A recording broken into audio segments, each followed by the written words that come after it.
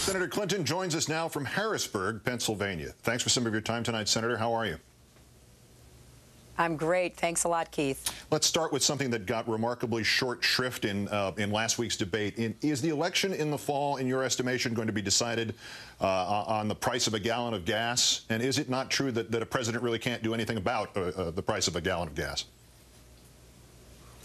Well, I think it's going to be very much influenced by the economy. I don't know what else might happen between now and then, but it appears to me that the economy is not going to recover.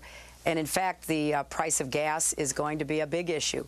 I think oil hit $117 a barrel today, which is just unbelievable. When George Bush became president, it was $20 a barrel. I do think there are things that we can do. In the short run, I would, if I were president, launch an investigation to make sure that there's not market manipulation going on. I am still haunted by what we learned during the Enron scandal about those electricity traders manipulating the market and causing the people in California, Oregon, and Washington to pay such high prices that were not at all related to supply and demand. I'd also release some of the oil from the Strategic Petroleum Reserve. That has in the past had a good effect on lowering the cost, at least in the short term. And I would do what I could to try to alleviate the cost right now if we could come up with a way to make up the lost revenue with a gas tax holiday, like, for example, a windfall profits tax on the oil companies on a basis to try to fill the Highway Trust Fund while we let people off from paying the federal gas taxes. I would consider that.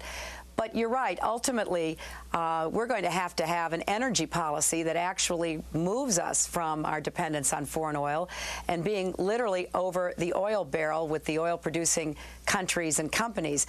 I think if the president were to make a speech tomorrow, Keith, and that's the kind of speech I would give right now, that we are finally serious. We've had enough of the problems that come from being so dependent and not looking to ourselves to produce homegrown energy to fuel our vehicles, try to help our auto companies and auto workers quickly move to higher gas mileage cars and more biofuels and all of the other solutions that are out there. You would see the price drop. Why? Because I think that the companies and the countries that supply our oil would be worried that we actually meant it this time. And they would, once again, try to lull us into a false sense of security. So I would do all of that, and I think it would have an impact. And then, of course, we have to follow through to make sure that we do everything we can to take back control over our own energy destiny. You mentioned the oil suppliers, and obviously that leads us into something else that really flew by during the debate but seemed awfully important. In that debate, you were asked about a hypothetical Iranian attack on Israel and your hypothetical response as commander-in-chief, and you said, let me read the quote exactly, "I think that we should be looking to create an umbrella of deterrence that goes much further than just Israel. Of course, I would make it clear to the Iranians that an attack on Israel would incur massive retaliation from the United States, but I would do the same with other countries in the region." Can you clarify, since there was no follow-up to that, which hypothetical Middle East conflicts would incur massive retaliation by this country and what constitutes massive retaliation? Well, what we were talking about was the potential for a nuclear attack by Iran.